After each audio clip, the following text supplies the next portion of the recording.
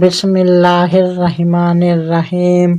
मिसाल, अगर किसी को नमाज के लिए वजू करना है या तिलावत कुरान के लिए वजू करना है और उसको पानी नहीं मिल रहा तो उसके लिए शरीयत का हुक्म है कि अगर पानी मैसर ना हो तो वह तयम्मुम करे, इसलिए कि तयम्मुम उसका खलीफा है, वजू के बाद में है, उसका नाइब है, यानी जो काम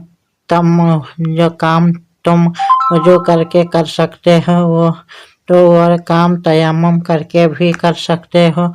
वजू करके नमाज पढ़ सकते हैं, वजू करके तुम कुरान पढ़ सकते हो। तो जब पानी नहीं मिला तो फिर उसका खलीफा मिल गया, आपने तयम्मुम कर लिया तो अब उसका काम हुआ। आप तयम्मुम करने के बाद भी कर सकते हैं, यानी तयम्मुम वजू का खलीफा है और खलीफा का काम ही यह है कि वो असल तक नाम ले जाए।